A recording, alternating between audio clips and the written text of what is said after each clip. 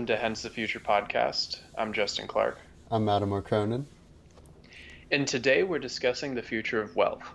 So we'll get into how the nature of wealth creation has changed over time, the best ways to create wealth now and in the future, the importance of understanding leverage, accountability, and also game theory for wealth creation. And finally, we'll talk about how to overcome the growing challenges of wealth inequality in America and around the world. Maybe to start, Mattimore, we can talk about what wealth actually is. Yeah, I think the easiest way to get the idea of how wealth is different from money or status across is Mm-hmm. through the rich dad, poor dad examples. So Mm-hmm. Robert Kiyosaki wrote this famous book, Rich Dad, Poor Dad, about his own life growing up in Hawaii. And his own dad he calls the poor dad, and his friend's dad he calls the rich dad. And Okay. the funny thing is, they both started out with the same sort of amount of money. They had similar houses, they had similar income level, and the quote unquote poor dad may even have had higher status because he was a PhD, he had all these degrees, he worked as a professor. But the Mm-hmm. reason why that dad was considered the poor dad is because he was still part of the rat race, meaning he had to go every day to work for a job and he was working for money. He didn't have any Mm-hmm. assets built up himself, so he essentially could never stop working. So even when his kids were older, it's not like he could just take it easy and relax and retire. He always had to get up, go to work, and be a part of that rat race. Whereas the rich dad, with the same amount of income, he was spending that income strategically to build up his own assets. So he started, I think it was a sugar farm, and he was essentially building something that would eventually make money for him even when he was asleep. And so over Mm-hmm. time, the rich dad acquired more and more assets, and with that came more and more freedom, so that by the time they were both in their, 50s, 60s, 70s, the rich dad could just take it easy and his money just grew on its own, whereas the poor dad every day was still, nickel and diming and worrying what would happen if he lost his job. And that really, I think, brings home the idea that wealth is not the same as income, and it's not Mm-hmm. the same as status, and it's not the same as money. It really is what you would have left, how long you could survive if you stopped earning an income today. Mm-hmm. Yeah, I mean that's really important to consider is like what can you acquire to earn money while you're sleeping, or what can you do to eventually earn money while you're sleeping? And the interesting thing is there's a trade-off, right? Like in the short term, you're not going to be making as much money necessarily. In the long term, though, these compounding effects, whether that's through relationships or through the invested money or really anything else, can compound. Those compounding effects lead to wealth over time.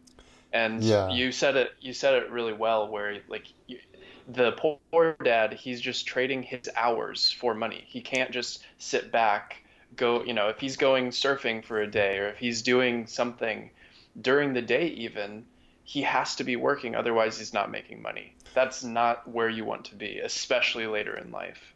Right. There's this quote that brings that home that says, "No one ever got wealthy working for a living." And that's very true. You want to Hmm. be building something for yourself. Like Sam Altman has this quote where he says that I want to take on projects that, if successful, will make the rest of my career look like a footnote.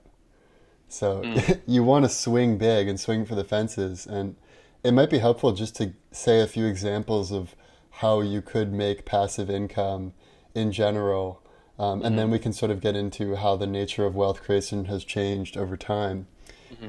So a few examples of passive income, for instance, we have this podcast, and Hmm. while it's not like we make a lot of money on any particular episode, over time the idea is that you would grow and get a bigger and bigger audience, and eventually, we would be making more than we invest into it, and eventually we'd be making way more than we invest into it. And the peak of that is, Joe Rogan, who makes like 100 to 200 million dollars a year, and he's not really putting in any more effort than he did in his first few episodes of the podcast where he was making $0. So that's one, starting a YouTube channel that gets monetized is another one. You could write Mm-hmm. an ebook on Amazon, and whenever someone buys that book on Amazon, you get a little bit of money. Same thing if you're a musician, you could get royalties that way. You can do it through real estate, like you could rent out a room in your apartment, or maybe start buying up a few different apartments and then renting them out on Airbnb for a Mm-hmm. profit. So there are a lot of ways to make money, and it really comes down to recognizing the difference between assets and liabilities and putting all of your effort into growing your assets, compared to your liabilities. And that includes Yeah. stocks and index funds and a lot of the stuff we talked about on the future of finance.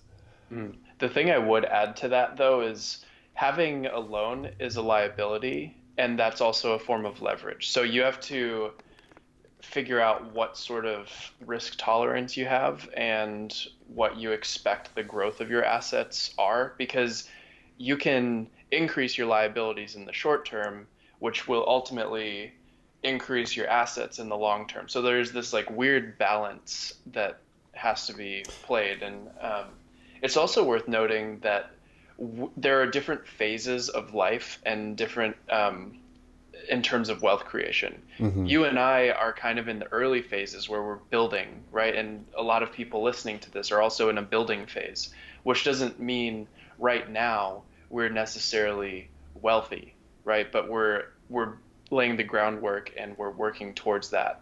And one of the other things that I think is interesting is uh, so Naval had this really long mega episode all about wealth creation, Hmm. and that was a very insightful podcast for me. I've listened to it a couple times already, but he's talked several times about how the returns that you see from any sort of wealth building activity, almost all of the wealth is generated towards the very end of Right. whatever it is that you're doing. So with this podcast, at any point in time, all of the returns, or at least a majority of the returns we see, will be at the very end of, the Definitely. life cycle. Yeah, I think the And that's quote just was most of the benefits of compounding come at the yeah. end of the compounding. Yeah, and if you look at how a compounded graph looks, it looks like it's growing really slowly in the beginning and then it just skyrockets towards the end. But the interesting thing about that is you can zoom in at any point, and depending on how you scale that graph, it always looks like that at any point in the graph, depending on what the scale is. And that's Yeah. just the nature, the math behind how compounding works. Right. And that sort of is applied with another quote from Naval where he says, impatience with action, patience with results. Hmm. So for us, like we have impatience with action. We always, record episodes, put out our research, put out our social posts, but we Hmm. have patience with results. So we're not going to freak out because we're not, immediately making our end goal of how much we would like to make. And, Hmm. that's the same with time value of money. Like if you put money into a Roth IRA, you're not going to see many impressive results for years and years and years. But then by the time you're in your 60s, you will for sure be a millionaire if you just put in Hmm. the minimum amount allowed by the government, like 5,000, 6,000 a year into your Hmm. Roth IRA. And so you really want to make time work for you, and you want to make money work for you as well. That's one of the key differences in the Rich Dad Poor Dad book that he talks about, is that Hmm. the poor work for money. They want money. They see it as this, like money is their master. Whereas the rich, Yeah. they use money for themselves. They use money to attract employees. They use it to Hmm. build assets, and then they use it to grow their piles a little bit of chips at a time. So Hmm. they eventually have a lot. Hmm. Yeah, I think those are all really good points. Maybe now we can talk a little bit about how the nature of wealth has changed over time. Yeah, I find this really fascinating. So if you think about the earliest humans, like the hunter-gatherers, there was Hmm. no wealth because whatever you killed, you ate it right then. You didn't have any surplus before the Hmm. agrarian age. Hmm.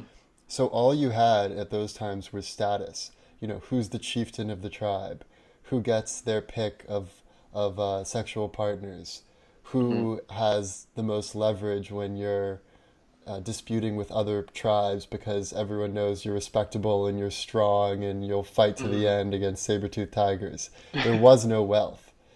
But Hmm. then a lot of people, archaeologists and anthropologists, say that wealth was really began in the agrarian age with the surplus. And some people even say the surplus was the root of all evil because now you had enough corn not just to eat, but you could actually store your corn and then use it as leverage over time so that when people were really hungry in the winter, you could command high prices for that corn and you could get, more and more powerful.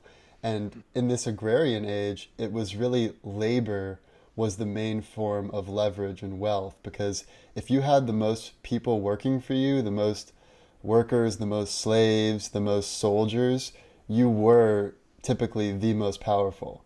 Like think about Hmm. the Pharaoh of Egypt and all the people working for him to build the pyramids and like the Yeah. great armies he had.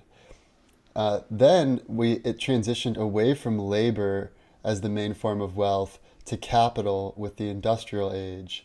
So Hmm. this is when you had, J.D. Rockefeller, Andrew Carnegie, even people like Warren Buffett, who basically you would invest in machines with capital so Hmm. that rather than hiring a bunch of weavers, you buy a bunch of looms and then you can Hmm. create garments rather than just focusing on labor.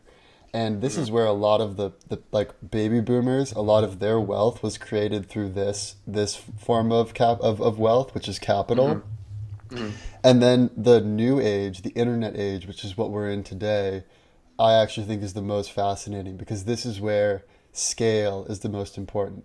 So it can be scale as far as media, like how many people can you reach through your YouTube channel or your social media or whatever, your podcast, or Hmm. scale through software. Like, if you've ever looked at Stripe's revenue numbers, it is absolutely astronomical because so many businesses use Stripe and there's Hmm. no marginal cost to put Stripe on another iPad here, another computer there, another coffee shop over there. So it's Yep. infinite scale. And that's why a lot of people say, software is eating the world because it's so scalable and it's also permissionless. You don't need someone to tell you, oh, yeah, it's okay for you to start a YouTube channel or, oh, yeah, it's okay for you to start this little software company. Like you can just Hmm. do it yourself and you can access like, almost everyone in the world through the internet. Hmm. Yeah, and I think that's really amazing because the internet allows anybody to, leverage whatever it is, whatever value that they have, and put that out to the world, right? Like back in the day, let's say in 1700, a farmer that wanted to be an artist or wanted to do something crazy and had this really unique set of skills probably isn't going to be able to leverage that due to the nature of where he is and how much his his creations can reach, how Hmm. many people his creations can reach. Whereas now, if you have any sort of creative ability, you can put it on Instagram, you can put it on YouTube, you can really scale out your own persona in the internet age, and that makes it easier for people to navigate and really like ascend the ladder of wealth, even when they started off in poverty. Whereas back in the day, if you were a poor farmer and you grew up a poor farmer, you're probably always going to be a poor farmer. Um, and there's always Right. exceptions to that, but now I think it's easier more than ever to, make your way in the world and create wealth, even if you don't have wealth currently. Yeah, definitely. It's easier to reach the massive scale that Hmm. wouldn't even be possible before. It is still Hmm. difficult just given how competitive the attention economy is now. So Yeah. Yep. that's one thing that's really different now with wealth creation versus in the past is that now you're competing with so many apps, products, media, whatever you could possibly do to get Yeah. people's attention. Whereas in the past, you competed with whoever had the most money when it was all about capital in the industrial age, and in the agrarian Mhm. age it was all about, there's a scarcity of workers, so workers were exploited, but they could also rise up and demand better conditions because they Mhm. really the people who owned the businesses really needed workers in order for they Mhm. themselves to be wealthy. But Mhm. one thing that's interesting now is that that's sort of shifting, where, Mhm. like for instance, my cousin's husband is a radiologist, and Mhm. he is in some pretty sizable debt because it's expensive to go to medical school and to get all Yeah. the necessary degrees to be a radiologist. So Mhm. he's going into life, now age 30 something, is a radiologist. I just saw last week that Google now has a better success rate of identifying breast cancer than real human radiologists. They have a better rate when it comes to false Mhm. negatives and false positives. So Wow. already Google is better at his job than he is. At least at At least detecting in breast at least in cancer. breast cancer, there are Yeah. still other areas where Yeah. he's Yeah. better. But it's interesting that this has never before been the case where you have someone that's like a pretty high education investment career that now no longer requires labor. And it no Mhm. longer really even requires capital because it's just free Yeah. to just have that. I mean, I'm sure, Google will probably charge something for it, but Mhm. it doesn't cost them anything to give every hospital in the world this software. Yeah, if they have it once, they have it pretty much throughout the world. If they set up their system to be able to take images and put out a prediction of whether or not this person has breast cancer, they just need to set it up once. It doesn't matter how many other hospitals are paying them for that service. And that's what you were talking about. These software and technology services are infinitely scalable. Infinite is a stretch. Obviously, there are still resources required, but Right. those are Near very infinite. minimal, yeah, minimal expenses because it's all, being done on computers that are, in huge data centers all around the world. And the cost to get those up and running are not that high. And honestly, most of the time, computers are sitting in idle. Like they're not really doing much Hmm. all the time. So there's a lot of computational power that can still be exploited without even having more data centers. And it's Right. just a really a software problem to try to get that that figured out. Yeah, and that's part of why, the advice that parents typically give their kids is now very outdated. So the typical Hmm. advice you'll hear is that you should go to school, study hard, get a good job at a stable company, and you'll be set. And Hmm. that no longer works because it's no longer the case that you just have one job at one company for 40 years and then you have a Hmm. 401k and then you retire. That's what our parents' generation lived through. So that's what Hmm. still seems to make sense when they give advice to us. But the reality is, nowadays, most people don't have the same job for more than a few years, and they're constantly needing to change their skill stack and change their interests so that they can adapt to the needs of the market. So being so specialized, like Hmm. my cousin's husband is, like where he just spends all of his resources to be a radiologist, that's no longer a good strategy. He'd be much Hmm. better off if he knew some radiology perhaps, but he also had expertise in software, and maybe he can help hospitals, use the new radiology software and, sort Hmm. of manage it that way. Or maybe he's also really good at sales, and so he can actually liaise between the radiology software companies and the Hmm. hospitals. There are lots of ways you can fit into the modern economy, but it's no longer about, learning to be essentially a factory worker in school where you just learn to pay attention, follow the Be rules, obedient. yeah, Yeah. draw within the lines, like memorize Hmm. facts. Like that is Hmm. no longer the right way to be. It's all about being a free thinker and being highly adaptable, and really it's like fitting what you do and what you want to do until you Hmm. are the best in the world at being you. Like Joe Yeah, Rogan is the best in the world. Like no one's going to take Joe Rogan's job. No one's going to take like, yeah, exactly. Naval Ravikant's job, or like these people are they are who their brand is now. Like even people you hate like Donald Trump, it's like, Trump has built such a tremendous name that his name itself on its own will make Mm, people have such extreme emotions because he's really like built that sort of brand.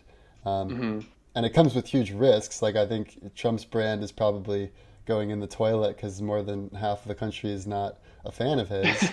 Um, Yeah. but it just shows the high risk reward that you can have. Yeah, and you mentioned something really important, which is a skill stack. And this is something that I think Scott Adams talks about a lot, where Definitely. basically the amount of work it requires to be, let's say, in the top 5 or 10 in your field, basically the top 0.1% of your field, takes a very, very, very long time and a lot of hard work and dedication. And like you said, also, it takes a lot of specialization, and you don't really have a lot of breadth in your skill set. And what Scott Adams says is, well, maybe instead of spending all of this time to become super specialized, maybe you become you're in the top 10 or 20% of three, five, maybe even 10 different fields, and you're the number one in the world at that combination of things. It is much easier to be number one in the world at a combination of things that are seemingly disconnected and finding a way to connect them than it is to be that super specialized person. And then the secondary benefit of that is you're also you have more breadth. You have knowledge that spans a little bit, that spans more categories, and you can adapt to different scenarios, and you can maybe think about things a little differently than someone who is highly specialized. And that's key. I think that's really important, and something that I've sort of found myself doing. Like, I don't think that I am necessarily the best at any one thing, but I have like this really weird connection of skills, I think that, and I wouldn't say that I'm, best in the world necessarily at my skills yet, but I'm still in the building phase. Yeah. And it's, the learning process, I think, is going to last a long time, maybe even the rest of my life, ideally the rest of my life. And, for anybody, it's really a process of continual growth and always adding new things to this skill stack. Yeah, definitely. Yeah, there's you should always be in the mindset of learning, and Hmm that's a key differentiator between being at your job because you want to make money versus being there to learn and to grow your skill stack so that at some hmm point you could start your own business with your own skill stack. And I think you and I were talking about this the other day where it's like you could think of all skills as being either building or selling in like hmm very broad categories. And Yeah. like you're a better builder than I am. Like you can hmm write code and software programs and build, hmm data funnels and that sort of thing. I can hmm build a lot through no code. But if we were to hmm put our stats up like Madden like type of stats, you'd have higher stats on building than me. But I would probably have higher stats on hmm selling because I'm really into Exactly. persuasion and negotiation. But I'm hmm always looking to become a better builder. You're probably looking to become a better seller. hmm But more so than that, we're looking to build on where we already have skills, where we're already naturally drawn towards. So if we were to fast hmm forward 10 years, I'll probably be a way better seller than I am today, and you'll probably be a way hmm better builder than you are today. hmm And it's also worth noting that there are some skills that no matter what you do in your life, they will be valuable. I don't care what your job is. If you're good at negotiating, that will hmm help you. If you're good at public speaking, that will help you. If you're good at just simple graphic design and you can put together a nice presentation or a nice resume or a simple, clean website, that's going to help hmm regardless.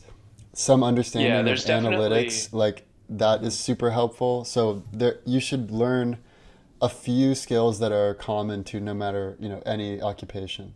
Yeah, there are just some foundational skills that will serve anybody well. reading comprehension, understanding math. Like there are just Hmm. some of these things that help you understand the way the world works truly, and also understanding finance. That's another common skill Yeah. that's helpful, especially in the context of this episode, which is wealth creation. One other concept related to the skill stack that we've been talking about, and I don't remember exactly where this came from. Maybe you would know, but it's the idea of being T-shaped in your skills. So the top of the T is like this, the breadth and the broadness and the amount of skills that you know. So you know a little bit about a lot of things, but Right. then the vertical line on the T is going really deep into one specific thing. So for me, maybe that's going really deep into data science, data engineering, but having a broad understanding of a bunch of different things like biology, like systems, finance, and all of the, Yeah. selling, all of these other things. Just having that sort of breadth, but not understanding it at a really deep level, but at least understanding something at a extremely deep and expert level. Yeah. I think it was someone related to Google that talks about wanting to hire people that are T-shaped, but don't quote me on that. Yeah. Well, I know, Scott Adams' most recent book, Loser Think. Hmm. I actually would recommend his other books more so than this one. But the Uh-huh. interesting concept behind Loser Think is that if you have any areas where you just don't know anything, that's where you're going to get ripped off. And that's where you're going to have loser think. So if you don't know Mm-hmm. anything about finance and you're like, you know what, I'm a scientist, I'm a biologist, I care about truth, I Hmm. care about, academic rigor, I don't care about finance or any of that sinful, pagan stuff, whatever. Then when you go to your stockbroker and he gives you some horrible offer and he's going to have, 10% commissions and give you this raw deal on, you're not going to know that he's screwing you over. And so you're going to have a loser think. Same thing if you have an accountant or if you have a legal counsel, or like Hmm. there are just certain areas where it really, really helps to have a little bit of knowledge so that Hmm. you at least know what's fair, what's not fair, and how to spot someone who can really help you and has your interests in mind rather than Hmm. someone who's just going to see you as an opportunity to make themselves rich off of you. Right. Yeah. I mean, that's pretty much the same concept, and really the application of the T-shaped concept. Yeah, definitely. So it might be good now to talk a little bit about the numbers behind how wealth distribution has changed, because Okay. this will Yeah. help lay the groundwork for predicting the future scenarios. Hmm. So I'm going to focus mostly on the US because that's where we live, that's where we have the most knowledge. And in the US, so after World War II, America was in a great situation. We just won a world war, and the economy pretty much grew for everyone, all income levels, up until the 1970s. In the Hmm. 1970s, the economic growth started to slow, and that's when the income gap and the wealth gap really started to widen. Now, after the 1970s, there was the dot com bubble that burst right around, Hmm. 1999, 2000. That created more income inequality and wealth inequality. Then there was Hmm. the Great Recession of 2008 with the mortgage crisis. That Yeah. created even more wealth inequality and income inequality. And even today, the wealth continues to grow for the upper class at a similar pace as it did after World War II, but it's slowed tremendously for the middle and lower class. And that's why you hear so many people like Bernie and Elizabeth Warren talking about how horrible the wealth gap is. And Hmm. part of part of the reason why it's widening so much is exactly what we've been talking about, the fact that compounding is powerful, and Hmm. most of the benefits of compounding happen towards the end of the compounding. So you have a lot of people, especially baby boomers, that set up businesses or started, bought assets in the, early days after World War II or in the 70s or all around then. Hmm. And now those assets are really paying off. And Yeah. so like I'll say a couple other numbers that are just pretty astounding. Mm. So when baby boomers were 35 years old, they owned 21% of the nation's wealth. When Gen Xers were 35 years old, they owned just 9% of the nation's wealth. And Wow. millennials are almost at the age where the average millennial is 35. It's still a little younger than that. Mm. But right now, millennials own just 3% of the nation's wealth. And they Wow. comprise 25% of the total US population and 30% of the voting age population. Wow. Yeah, that's kind of staggering to think about. And that's, one of the things I said early on is that today it's easy to stand out, or it's easier to stand out and broadcast your voice. But maybe it is harder to build wealth. Maybe it is more difficult these days because it's more of a winner take all economy, like we've talked about so many times on the podcast. Mm-hmm. And that's worrisome. It's worrisome that there's not really much going on to, combat these things. Really what's going on right now and all the policies that we're seeing is there's a disconnect between, wealth creation and like wealth distribution. So like everyone that's in the lower classes of society or has less wealth is not going to or is going to have a harder time um, creating wealth.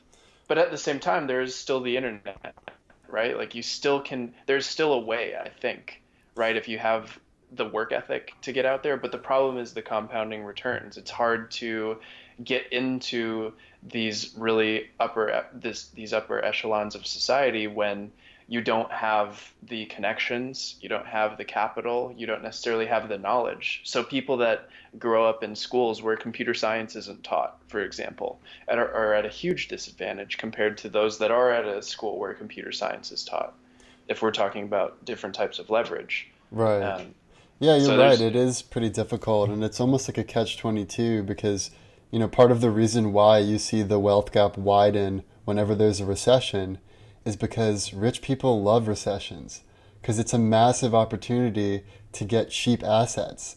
You can, mhm, like, after 2008, all the wealthy, multimillionaires and billionaires bought all of these foreclosed houses out of bankruptcy court for pennies on the dollar, and then once mhm, the recession rebounded and the economy was good again, now they own these assets that have appreciated in value like 2x, mhm, 5x, 10x.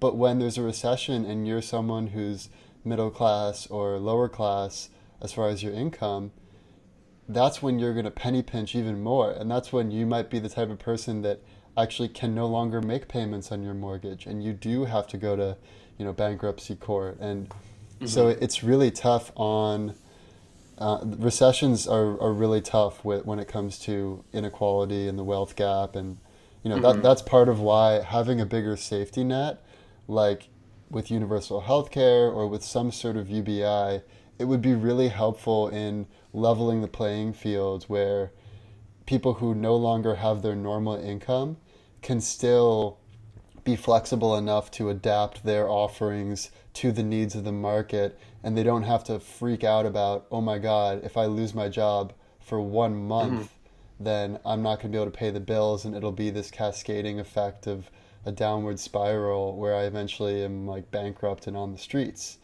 mhm, um, when you look at like just the other numbers around, the death tax got repealed, and so it used to be the case that when a rich person died, that would go to the government, and then a lot of it would get reallocated. That's no mhm, longer the case. The GOP strategically branded it the death tax rather than the estate tax. And then if you look at yeah, minimum wage numbers, minimum wage has not really increased relative to the value of the dollar. mhm, So a lot of these effects are sort of coming all to one end outcome.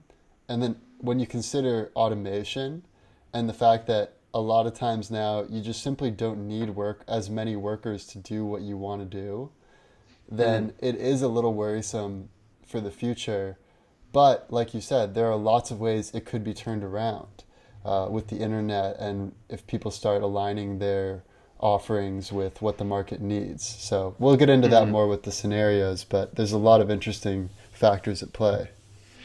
Yeah, for sure. Is there anything you want to cover before we get into the worst case scenario?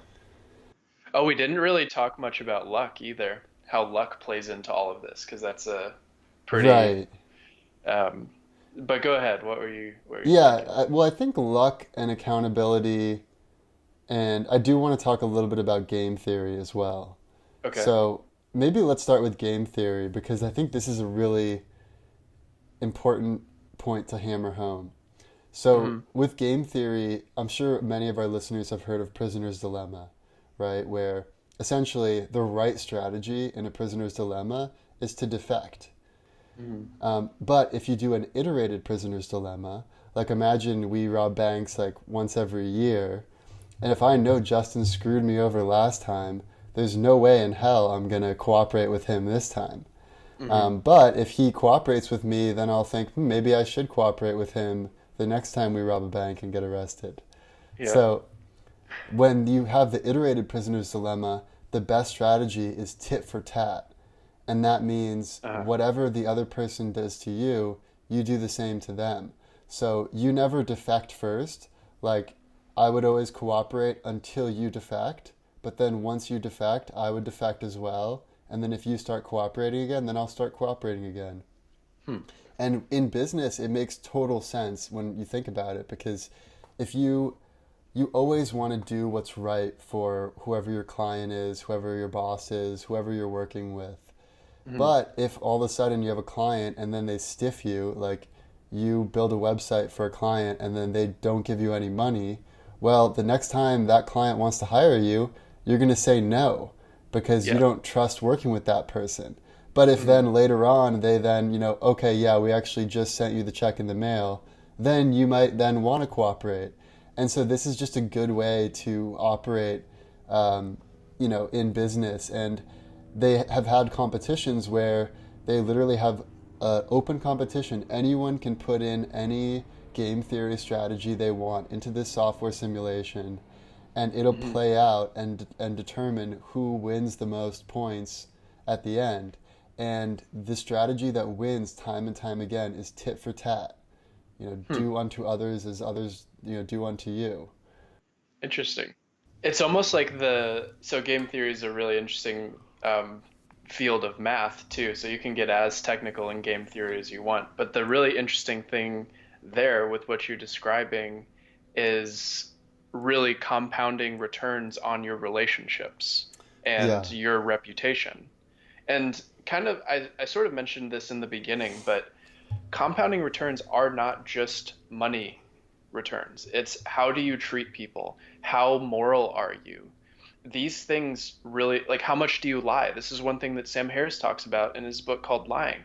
If you're Hmm. seen as a liar by your friends or by anyone else, no one's going to trust you anymore. And then you can have compounding negative returns. So it's a really important concept to keep in mind. If you nurture your relationships and you are trustworthy and you get stuff done and you're just a good person, that will lead to good results in the long term.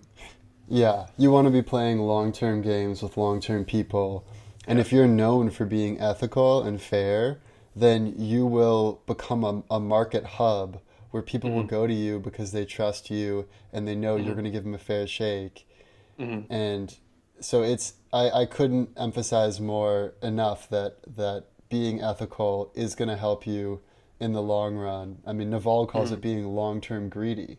And it's like, yeah, Yeah. even if your sole motivation is to make as much money as you can, it still makes strategic sense to be super ethical and transparent in Hmm. all of your business dealings. Yeah, because in the long term, it's going to come back to bite you if you're not. And Exactly. that sort of leads into luck. And Naval was talking about four different types of luck in Yeah. his mega episode. The first kind of luck is just kind of dumb luck, where you don't like it. Stuff just kind of happens, and this is very like you can't really control dumb luck. It just happens spontaneously. But then there's a next level, which is like hustle luck, where basically you grind away. You're always in situations. You're networking. You're talking to people, and you're doing all of these like different projects. But that leads to people thinking about you a little bit more, and then opportunities just kind of fall in your lap sometimes, and that's good because it's a little bit more controllable. Like you're sort of getting to the point where you're creating your own luck. And then the next couple layers of luck is you essentially create your persona around being the best at something. So people, like you said earlier, people just come to you to be a deal maker. Or the funny example Naval gave was like if you're the best underwater scuba diver and you take these really risky missions to go get treasure from ships, and you that's known to everybody that you do that, and you're the best, and you'll take these really risky journeys down to sunken ships with treasure potentially, people are just going to come to you. So then other people's luck becomes your luck because they just go to you when they run into luck. And that's like the ultimate form of luck that he was talking about. Exactly. Yeah, and even in whatever your business is, it's like you want to have some possibilities where you could make $1 billion. Like you want to Hmm. have some possibilities for the best case scenario in your own life. Hmm. And that could be working for a startup where you have some equity where if that startup hits it big, you hit it big. Hmm. It could be, you know, it could even just be you invest in penny stocks and most of them go to zero, but some stocks will go to, 1,000x. And, Hmm. like the That's movie, not a recommended no, we're not recommending strategy. that. But it's like if you don't have some bets on the table that could make you a killing, then there's no chance you're going to make a killing. And it doesn't have to be monetary bets. It could be bets with, like you said, like your skill stack. If you're known for a certain skill stack and you have a good reputation within the network, then it makes it way more likely that someone is going to come to you with an amazing offering because you've created that luck for yourself. Hmm. So yeah, you want to eliminate luck from the equation, and like Naval said, he likes to believe that if you dropped him on any English-speaking country on the planet, within 5 to 10 years, even if he had no money starting out, he'd become wealthy again because he has the right skill set and processes to create that wealth. Yeah, and maybe to round this out before the worst case, talk about accountability because I know that's something that's Yeah, really definitely. here. There's one example that Naval gives. I really recommend people should listen to that full episode as well. It's like But a 3.5 hour yeah, it's epic. It's awesome. awesome. But so think about, for instance, the construction world. You're a construction worker on a construction site. If something goes horribly wrong on that site, you have no real accountability because you're just a lowly worker. Like if Hmm. someone, if a meteor comes and wipes out the entire building that you've spent, millions of dollars building, it doesn't Hmm. matter to you. You still collect your pay, you're still fine. But also, if it goes fabulously well, if this becomes like a very well known historic landmark, there's Yep. no real benefit to you. You're totally replaceable. You're just a construction worker. So that's Right. zero accountability, but you also have zero leverage. The Yep. one level up is like imagine you're a foreman on a construction site. You have your team of construction workers that work for you, so you have labor as leverage, and you have some risk and reward because if the job is great, then a lot of other architects are going to want to hire you because they know you do a great job. But it still is Hmm. limited risk and reward because ultimately it's not as high accountability as the architect himself who plans it out, and you're Hmm. more of just like a logistical part of the equation rather than someone who's really strategizing at the top. So one Hmm. level up is imagine you're an architect and your name can become so reputable that even your name attached to a house will make the value of the house go up, like a Frank Gehry house or something like that. But you can go one level beyond that, where imagine you're now a real estate developer and you develop whole communities where it's super high risk, high reward. Like you could lose, millions of dollars, hundreds of millions of dollars in investment if no one wants to move into your community.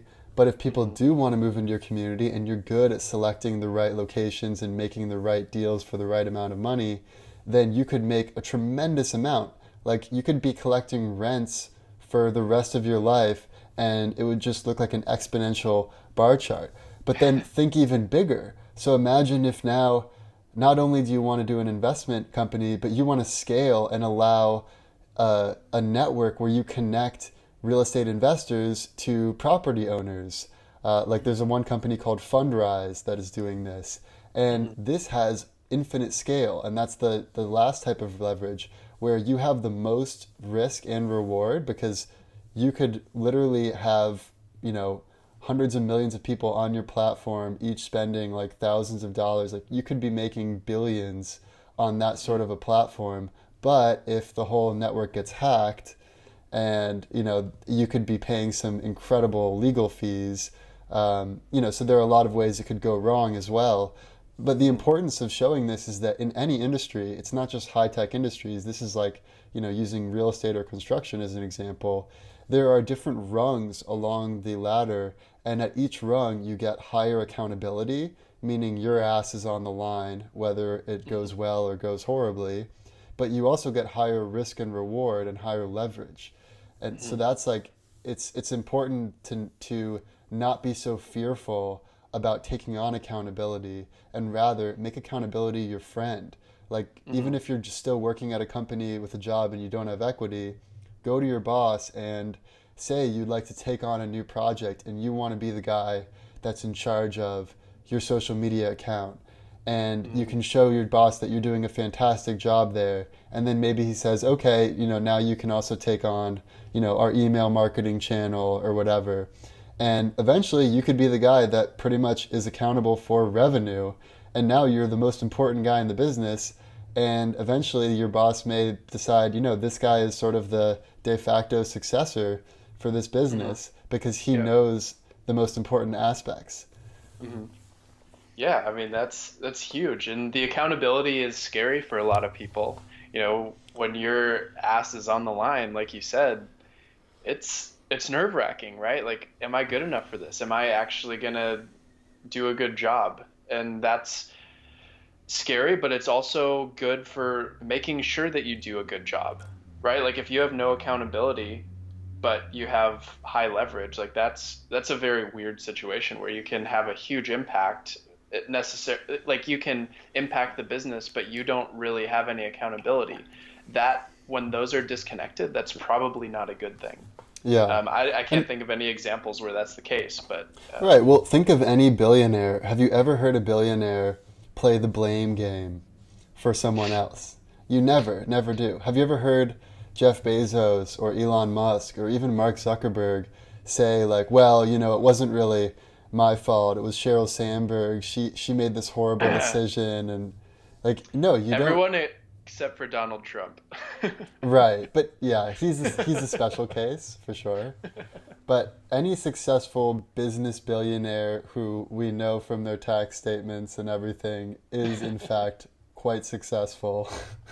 And created most of their wealth on their own. Yeah, Didn't start with they like a take 100 million. extreme Yeah. accountability or extreme Yeah. ownership, as Jocko Hmm. Hmm. calls it. Yeah. Yeah. I mean, it's important. It's scary, but for anyone that really cares about this and really wants to build their wealth going forward to maximize their freedom, then accountability is key. You have to really put yourself on the line so you have leverage.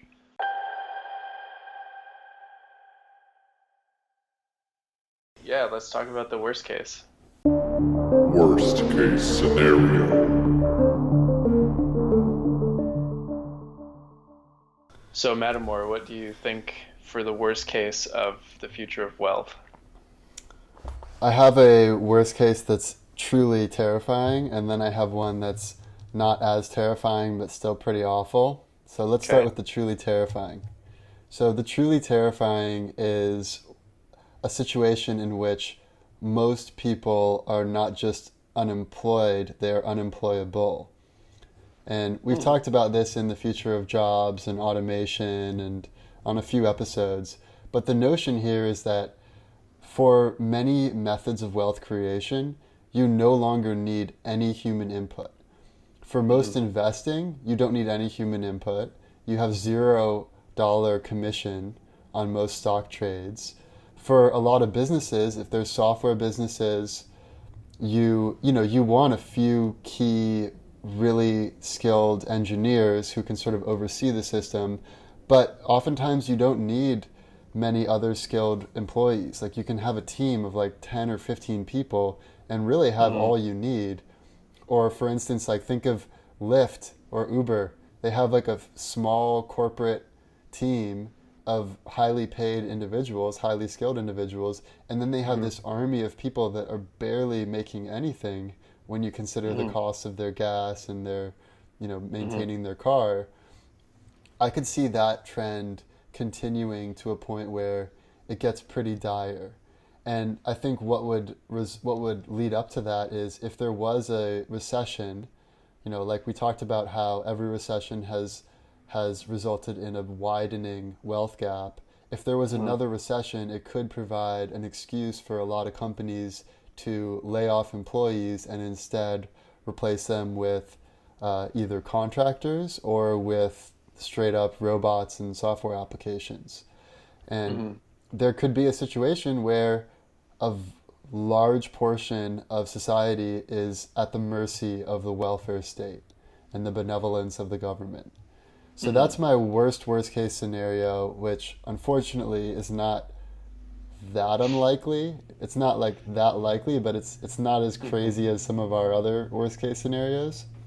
So my less bad but still bad scenario is that the government takes some steps to make sure that people still have jobs. And you could sort of see in politics how a lot of the conversation is really still sort of antiquated, where it's about jobs and we need to protect people's jobs and everyone's value comes from their job. And it's like we're not talking about the reality, which is wealth and freedom for what you want to do with your life. We're still talking about like the need to work and so if that mentality prevails, it seems like bullshit jobs will continue to flourish and there will be a lot of people that are sitting in front of their computer essentially wasting time all day just so they can collect their paycheck, and they're afraid to quit because they don't know what else they would do, but they're essentially not really contributing much of value to society, and they're sacrificing the best years of their life because they're afraid of taking the leap to either try to work for another company or try to build something for themselves. And if there's no UBI or no universal health care, then it becomes that much scarier to make that leap. So that's sort of my worst case. And then one final thing I'll say is that in my worst case, everyone is playing the blame game. Like right now you see all these people on Twitter ripping on billionaires and saying like hashtag eat the wealthy, and all these journalists who are making out Facebook to be evil because it's eating away a lot of the revenue that journalist companies traditionally had gotten for themselves. And it's this whole status game of everyone's, oh, it's your fault, rather than trying to actually fix the situation for themselves and for future generations. And part of this is it's learned behavior. I think education has a lot to do with why people they still just feel like they're entitled to a job that will pay them a certain amount, rather than being innovative and thinking about, well, what are some interesting businesses I could come up with for myself. So yeah, those in collection are sort of how I'm thinking about the worst case. Yeah, I agree. My worst case is very similar to the first one you mentioned. But one thing that I will also say is my worst case and my best case aren't too far apart. So like just a couple of minor changes would turn the best case into the worst case and vice versa. But anyways, in terms of the worst case, I'm really focused on income inequality. And I think if we think about the types of leverage that we're going to see in the future, it's almost unfathomable compared to what we think of as leverage today. Even software today, we're like, wow, this is the greatest form of leverage. No, this is not the end result of leverage. Leverage will continue to become more and more seemingly infinite. Let's think about what happens if there's even a very good artificial, not even general intelligence, just a good narrow AI Yeah. that can help manage people or either help write software, or so it's like it's leverage for software. Like it's a thing that can automate software development. It's like a Yeah. compounding of software The development no code leverage. movement. Yeah, but you don't even have to think about it. It's just this thing that's doing it for you. Or an AI that is very good at making money in the stock market. Hmm. There are these few things that could lead to ridiculous forms of wealth. And then let's think about the wealth that can be generated when we're a single planetary species right now. It's a lot. It's a lot of wealth. But what happens when we become multiplanetary? What happens when there's a civilization on Mars, a civilization on the moon? Maybe there's some on Europa, or a space faring species that doesn't live on a planet. It just lives on spaceships that are traveling the cosmos and are mining asteroids, and there's resource like abundance that we can't conceive of.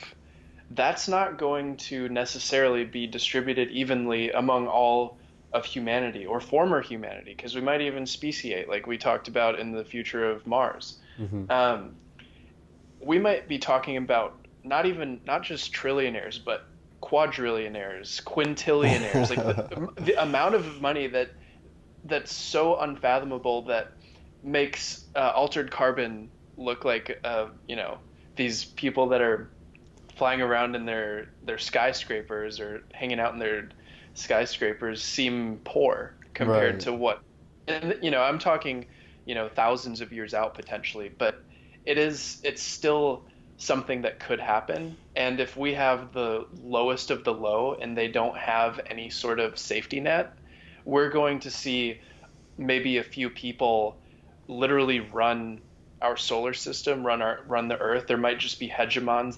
It's not necessarily a democratic hegemon. It's a hegemon that just made a bunch of money. And they're running Right. Like an everything. oligarchy dynasty. Yeah, I think yeah, like Yeah. similar to how Russia functions, but on a galactic scale, or on a solar system scale. That would be Yeah. terrifying to me. And that would mean just the whims of these very few rich people run everything. And that's not too different from what's happening right now, but it's just a much worse version of that. Yeah. I really like that. And one example that Naval brought up that's kind of similar is, machine learning right now is hot stuff. Like, if you're an expert in machine learning, you are Mm, super desirable for a lot of jobs. But yeah. 10 years from now, machine learning might be this obvious function that Mm, anyone can just pull up from this open source software and apply mm, machine learning to their business. So it wouldn't make sense to be a machine learning specialist, even mm, 10 years from now. And when you fast forward to just think what a world would be like where there is super effective machine learning and that you could basically build anything you want with no code except for maybe like the most advanced cutting edge like AGI that's being worked on. It's mm, pretty remarkable to consider what one person could do. And yeah. but if you are in this sort of mindset of not creating something for yourself, but more so just relying on whoever's going to pay you, then that would lead to a similar sort of worst case scenario that you're talking about, where it's like, okay, yeah, there'll be a small number of like spacefaring oligarchs who live for hundreds of years and have trillions Uh-huh. of dollars in wealth, and then there's going to be a whole lot of people that are basically like groveling like on Elysium for Mm, scraps and doing whatever mundane like little tasks mm, are just like needed to keep everything moving. So mm, yeah, it's that's a pretty scary scenario, but it also seems sort of like the trajectory we're on unless some things change. Right. Yeah. Let's talk about that though. Let's say Yeah. things do change. What's your best case? Best case scenario. My best case scenario is also very optimistic and I think realistic as well. One thing I'll start with is that wealth creation is a positive sum game. It's not a zero sum game. Everyone Hmm. can be wealthier tomorrow than we are today. And you can see this just by seeing that everyone in 2020 in a first world country is wealthier than people were 200 years ago, even in the wealthiest societies. Like, I would rather be a poor person today than a rich person in the Middle Ages where doctors didn't even know they were supposed to wash their hands and they would like bleed you if you were sick because they wanted to get rid of the bad blood cells. And like, I would still Yeah. way rather live today as a poor person living on welfare. So if you fast forward that concept into the future, everyone can be much wealthier. And if we have uh, a good system in place for distribution and a social safety net, then if we do start mining asteroids, then everyone can get a piece of that and everyone can be better off. Hmm. However, that still is sort of a external locus of control mentality where you're hoping that you'll get handouts someday. What's Hmm. more actionable is if you are willing to create opportunity for yourself. So what that means is a perfect alignment between what people are passionate about, what they're good at, and what society needs. And I think a lot of the younger generation, younger millennials, Gen Z, more and more they're realizing if they want to work and if they're going to work hard every day, they're going to work for themselves. So I could see that trend continuing, especially given that a lot of these younger generations are super internet savvy. They're digital Hmm. natives. They're very connected to one another. And that is powerful. And if we're all sort of working for how we feel we could best contribute to society, then that's going to have way more positive ripple effects than if everyone sort of hates their job and just, wears like a collar around their neck and basically just like clicks around on BuzzFeed all day rather than Hmm. actually contributing meaningfully to society. Hmm. But it's going to take some steps to get there. I think the main steps are, well, first I'll just start with the statistics. The single biggest predictors of wealth are occupation, number one, education, number two, and location by zip code. Gender is the next one down, which is not so great that gender is still a determining factor of wealth. Men still Hmm. earn a lot more than women, and there are nuances to that. Also, women tend to Yeah. go more towards child rearing roles and that sort of thing. But it's promising that the first three are situations that we can really change. So for occupation, a lot of that's about people actually doing what they're passionate about. Like, you may Hmm. not be motivated to get up every day and go to an office and work for 5 hours in front of a computer, but you might love to paint.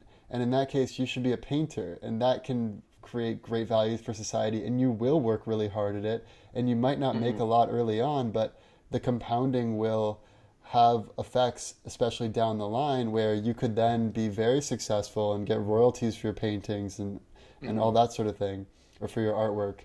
The Yep. other one is education, which is probably, in my mind, the biggest blunder for society right now, where we still have this education system that's basically training people to be factory workers instead of being free thinkers. And we're still Hmm. doing rote memorization rather than really understanding first principles of science, math, writing, Hmm. physics, persuasion, and then just allowing people to sort of take it wherever their curiosity leads them.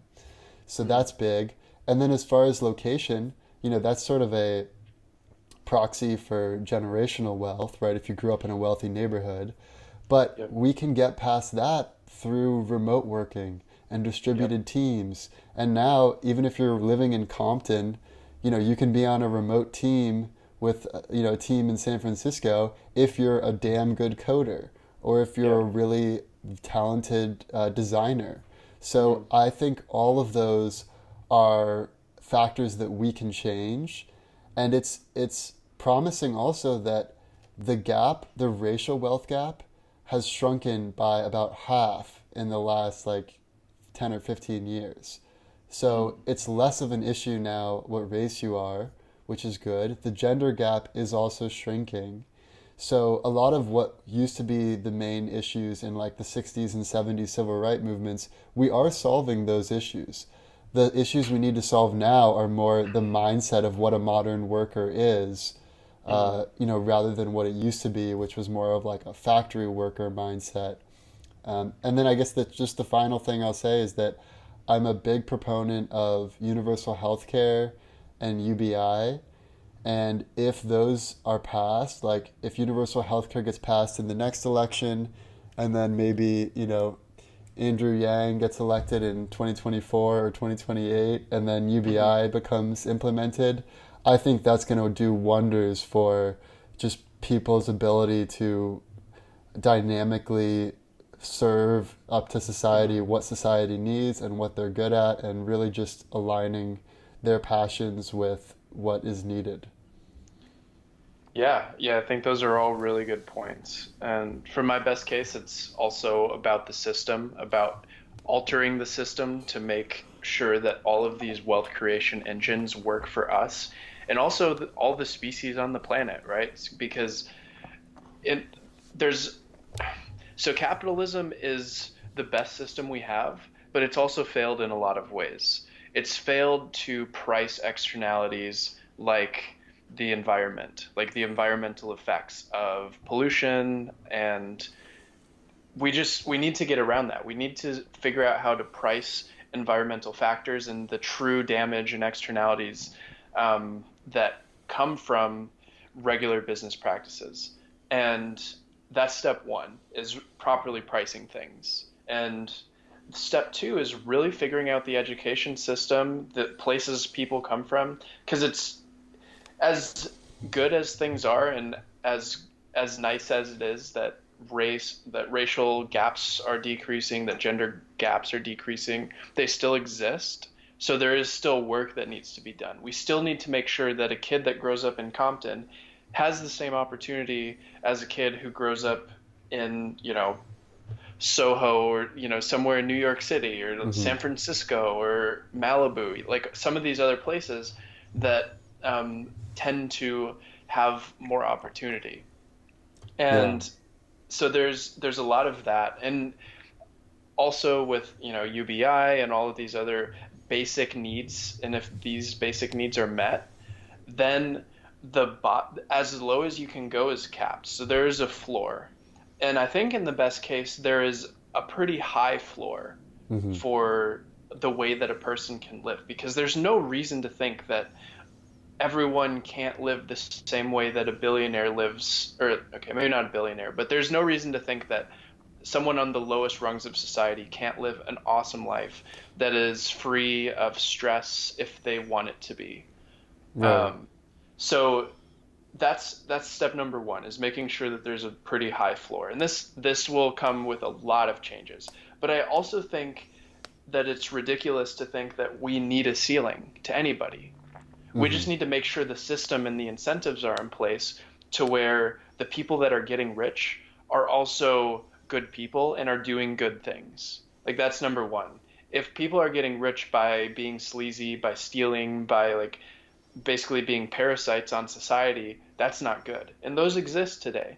But anyways, in the best case, the whole system is fixed, which is a Hmm. very difficult problem to solve. Well, But yeah. this is the best case. Right. And I think that when we have this system that's fixed and people are working on problems that they want to work on and they're good problems to solve and all of these other things, then we do have trillionaires, like far future. We have ridiculous amounts of wealth, but we also have people that are, that just don't really feel like doing it, but they want to live a good life. So they're free. They can do whatever they want. They can walk around in the woods. They can have big families. Like they can do whatever they want. And it's Yeah. really about freedom. Like wealth is all about freedom.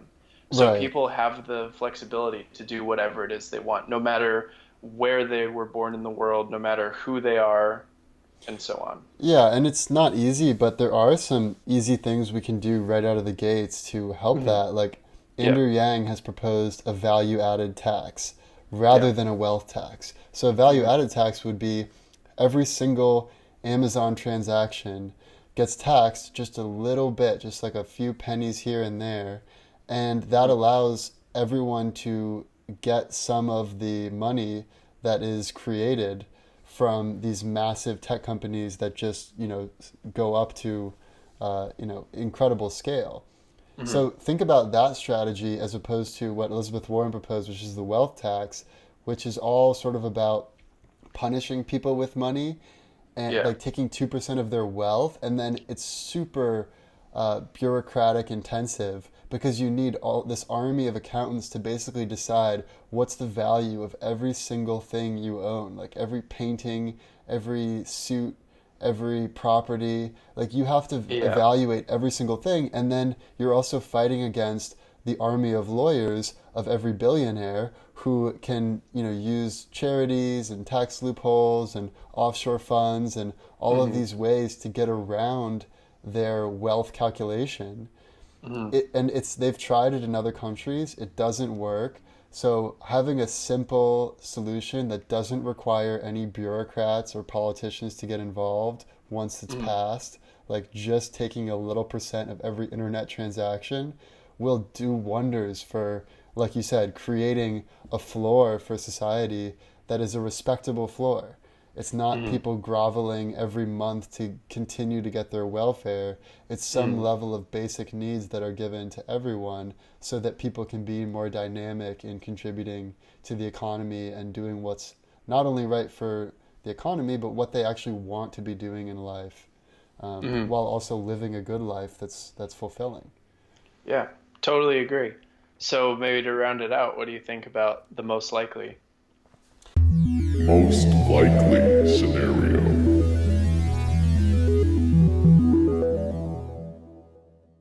Like many of our most likely scenarios, I believe some people will benefit, some will not.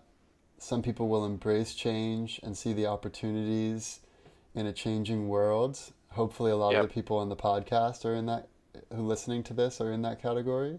But Hmm. a lot of people will not. A lot of people will be governed by their own fear of losing whatever their current income source is, and they Hmm. won't take the steps to build out assets or create things for themselves. Hmm. Yeah. And sadly, if I had to predict what would be the most likely scenario, it does seem likely that the income gap and the wealth gap will continue to widen in the future Hmm.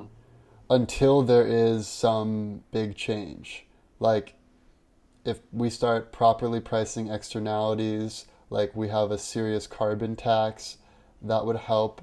If we had the value added tax, that would help. If we did UBI, that would help. If we had universal health care, that would help. It's also, they're calling when baby boomers die and give money to their kids, they're referring to that, economists refer to that as the great wealth transfer because there's Hmm. so much wealth that's held by baby boomers, and part of it's that they're living a lot longer than previous generations have lived, and we talked about that on the future of longevity with David Sinclair. Hmm.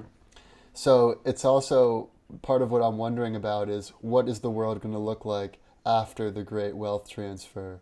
How are Gen Z kids going to operate in the workforce? Are they going to operate in a different way where we're going to see a lot more innovation and a lot more, awesome media channels and tech companies? Or are they going to try to do more of a traditional, try to get jobs and have the same sort of challenges that millennials have had where, we're 25% of the population, but we only have 3% of the wealth? So there's a lot of questions that still need to be answered.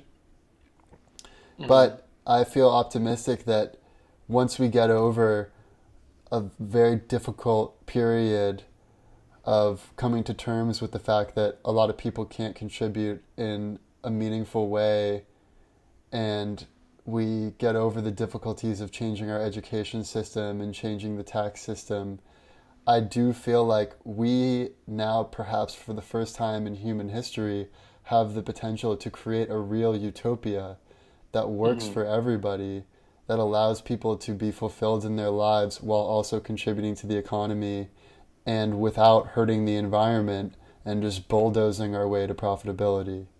Hmm. So I feel very optimistic in the long term, but it looks like it's going to be painful in the short and even medium term.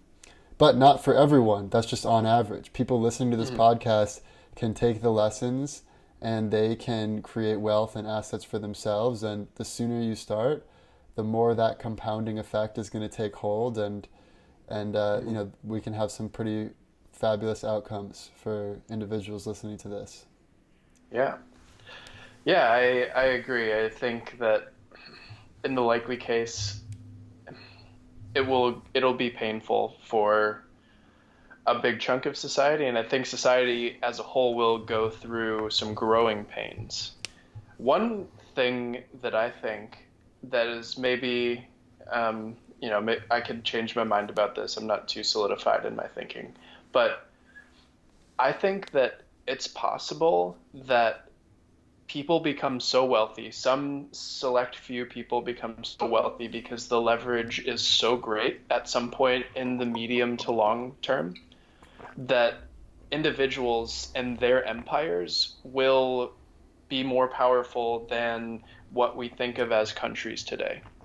Yeah. And it will change the entire landscape of policy and governance.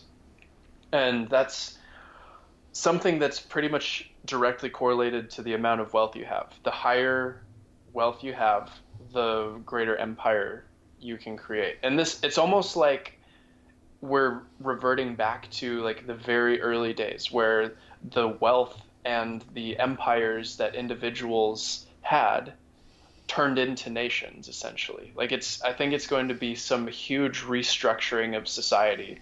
I don't think this is a short-term thing, but I think it's more of a long-term thing that everything will just shift Mm-hmm. to individuals, their companies, which will then transform themselves into their own empires and sort of having the same governing structure as countries or states do today, which would be very interesting to see. So, in the likely case, income inequality, I think, will always increase. I don't think there's going to be a time where income inequality decreases. Right. If you're thinking about the ratio of the highest earners to the lowest earners. Mm-hmm. However, I do think that the floor could continue to rise. The floor will continue to it'll rise faster in some countries. I think the US is probably the slowest developed country in terms of the rising floor. But eventually the US will come around and the rest of the world will come around. But I really don't think in the future of wealth that people will continue to get, like, people at the top will lose all of their money and that people won't be able to make it to the top. Right. Because you And can't get any worse than bankrupt, but there's no cap of how much yeah, you could potentially yeah. earn or aggregate through wealth. We're pretty much capped by the amount of resources as a human race that we have access to. And we will Right. continue and continue to get more resources. Through the extinction of the human race, like the thing that will drive the extinction of the human race, barring some asteroid impact, is running out of resources because we've extracted all of the resources. So by default, by our very nature, we will continue to have the most amount of resources and grow our own resources. Yeah. And perhaps one final thought to leave listeners with is that we are descended from pessimists. Like the humans that survived were the ones that ran away from tigers and didn't cross the river to see what was on the other side, which may be like a warring tribe or just people that basically played it safe. So a lot of people still have that safety, risk aversion mentality where, oh, I just want to, whatever I do, I've got to make sure I don't lose what I've gathered thus far, rather than thinking about what they could potentially gather from going on the other side of the metaphorical river. So nowadays in society, the worst thing that could possibly happen to you is you go bankrupt, and if you're still young, you can still rebound from bankruptcy. Like if it's, by age 30 or something, you can still rebound and become very wealthy. But what we've been talking about with wealth is that there is uncapped potential for how much wealth you can make if you're willing to make big bets, and if you're willing to gain your talent stack so that you can really try to build something for yourself. And so even though it may have made sense to be pessimistic in the past, nowadays, all of the treasure goes to the risk takers. Mm-hmm. All the winnings go to people that are, willing to try something big and think big and, really try to make a dent in the universe. Yeah, and that's not going to happen if you're a pessimist. By the very nature of it's taking a self-fulfilling risks, prophecy. Yeah, you have to be at least somewhat optimistic. You don't have to be like irrationally optimistic. You can be cautiously optimistic, but you have to be optimistic to some extent. Otherwise, you're not going to take the risk in the first place. You have to be optimistic if you want to be wealthy. You can be a poor pessimist all your life. That's fine. Okay, you're right. You're allowed to be, yes. I'm not saying you can't be. Awesome. Well, thank you everyone for listening. This has been the Future of Wealth. What is currently happening, and we'll see you next time. What will inevitably happen. The past, the present, and the future. Our computer is picking up a strange signal. The past, the present, and the future, baby. What's the world coming to? The past, the present,